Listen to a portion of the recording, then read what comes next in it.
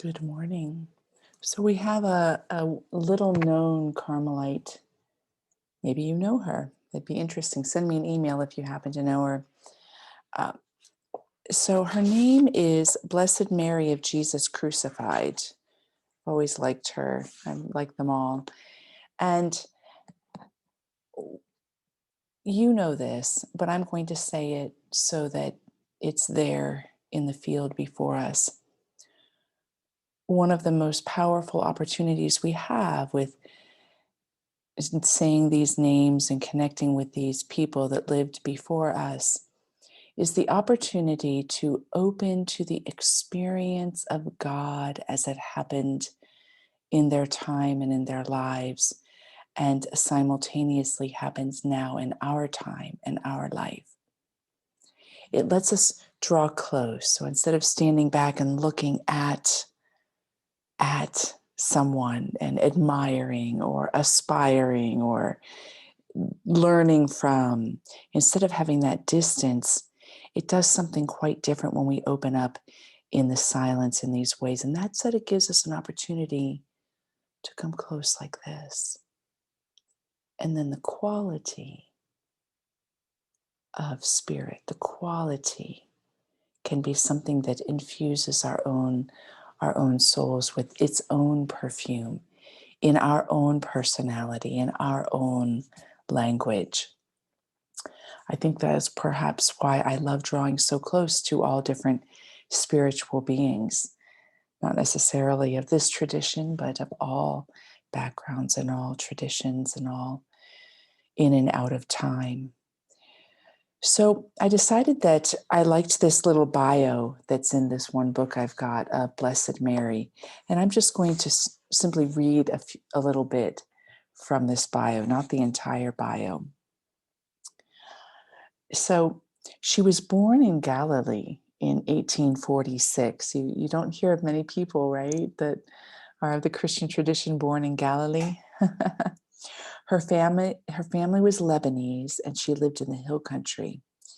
And her mom and dad, who were deeply devoted Melkite Rite Catholics, lost 12 sons before her. And after losing that 12th son, they traveled to Bethlehem with a prayer to Mary. And they promised that if a girl was born, they would name her Miriam, which gives us Blessed Mary of Jesus Crucified. They ended up having a son after her as well, so they had 2 children. However, the parents died not long after that, and she was entrusted to an uncle, and her brother was entrusted to an aunt. And she moved away, not far away, but a little bit away. Well, she started to have experiences as a very young child through sacraments and through nature of Jesus and of many of these mystical states that she was brought into. And at that time, she moved to Egypt, and she ended up being promised in marriage to an uncle. Well, through her devotion to the Eucharist, there was one time that Jesus appeared to her and invited her to give all of herself, and not to worry, just give all of herself to him. And she heard the night before her wedding, "Everything passes. If you wish to give me your heart, I will always remain with you." And in that moment, she cut off her braids, she cut off her long hair, which was the outward action to say, "I'm going to remain a virgin." Well, as you can imagine, that ended the marriage that was happening the next day, and it put her in a position in her own family to be a slave. So after that, she was asked to become a Muslim. So she was in an area where the Islamic tradition was rising, and she was asked by, I think, her brother to become a Muslim. And she refused. And when she refused, her own brother, slashed her throat with a scimitar, and she was left dying in her own blood. Mary came and nursed her back to health. So in 1870, so at a very young age, she entered a Carmel. Her whole religious life, she was filled with supernatural gifts. She had the stigmata. She's recorded to have 8 levitations within 1 year. She always gave off a very strong fragrance because of her own purity. She had received prophecies and apparitions, and she even bilocated. She ended up dying in 1878, so she was very young. She had a very short life. But she traveled to India. Interesting when we look at these Christians and even the possibility that Jesus studied with the, or was an Essene, or traveled to India, or traveled to Asia. She traveled to India, and when she came back, she founded her own Carmelite monastery right in Bethlehem. So she is this magnificent soul, and the title of this morning's meditation is Exalted Humility. In understanding humility in its best sense, it's definitely not a demoralizing, unworthy view of ourselves, but rather understanding the humanity of ourselves in such a way that we are the active, fertile soil of the divine, understanding the tension and the paradox of being human and divine. So, this is another paradox, exalted humility with Blessed Mary of Jesus crucified. So, I invite you to close your eyes. And once again, we form a circle together, sitting in circle, holding vigil for each other.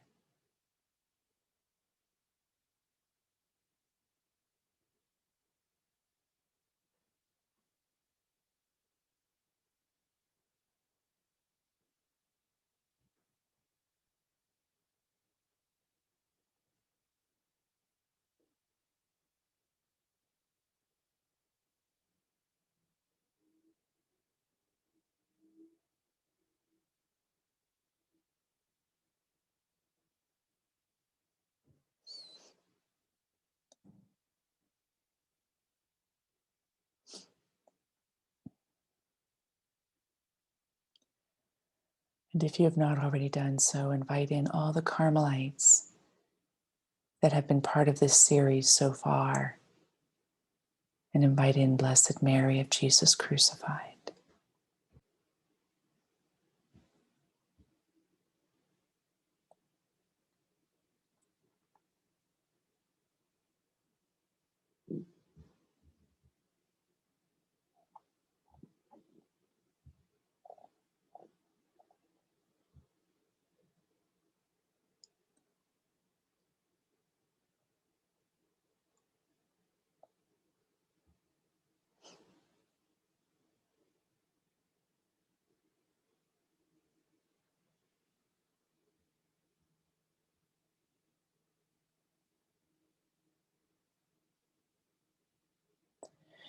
And let's invite in all of our spiritual friends, angels, guides, shamans, ancestors, loved ones, beings of all realms.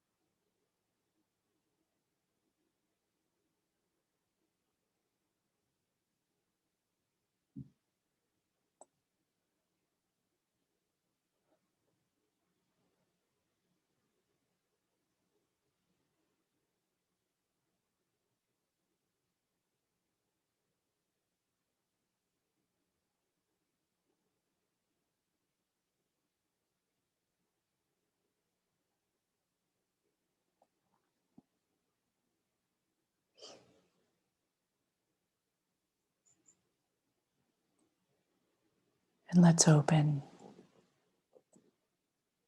to the freedom that's found in humility, to the exaltation that happens instantly as we step into the awareness of who we are,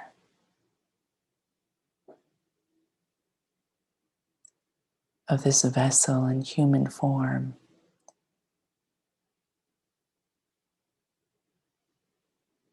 that forms a journey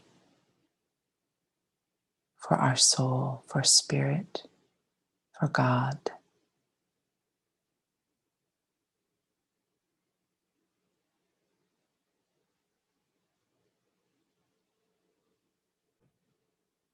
In Mary's words, my enraptured spirit contemplates all your works. Who can speak of you, O God, so great? Omnipotent One, my soul is carried away. Your wonderful beauty delights my soul. Who can tell what the Almighty looks upon? One look, you gaze at me. Come to me, a little nothing. I cannot remain here on earth.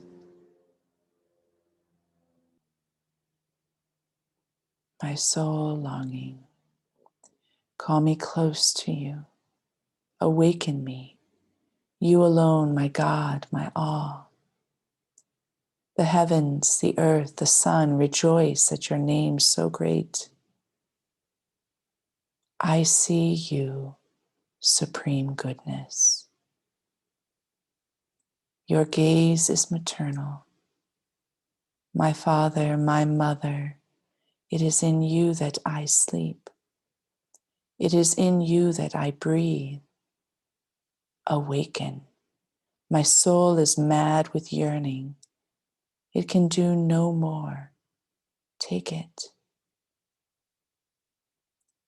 When will we see God forever, world without end?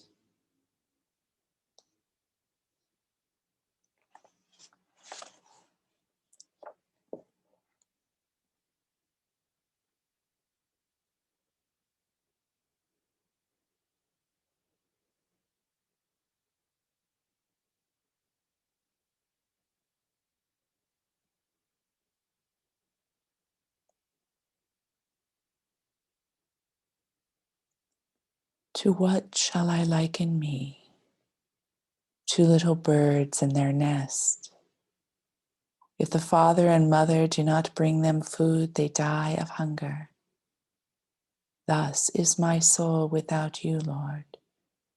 It does not have its nourishment. It cannot live.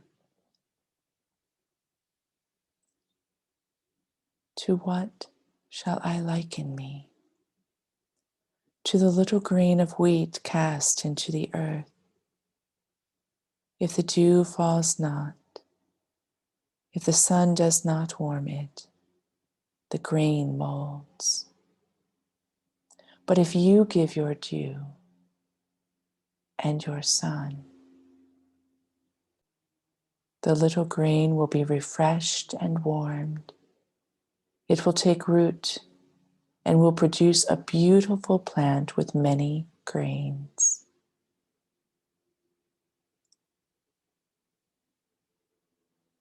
To what shall I liken me?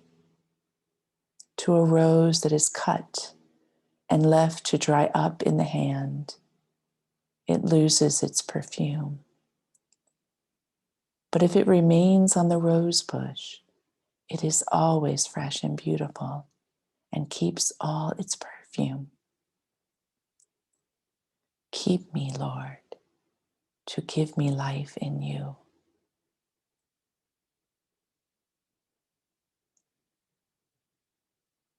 To what shall I liken you? To the dove, to the tender mother,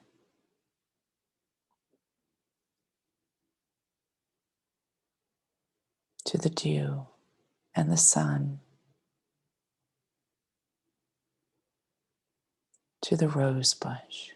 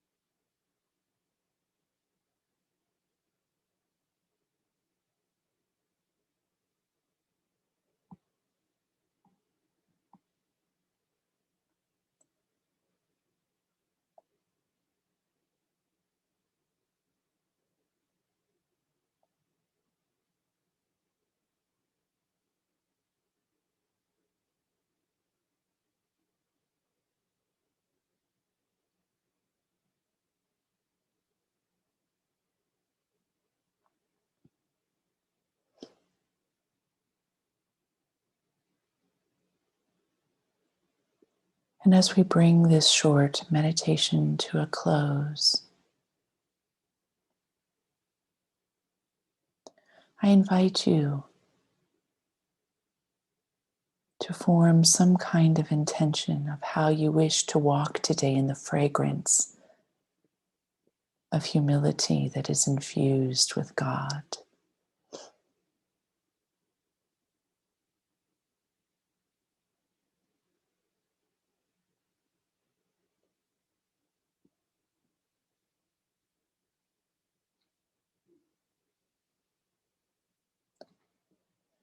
And with that, I invite you to open your eyes and greet your day.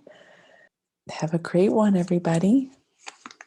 See you tomorrow.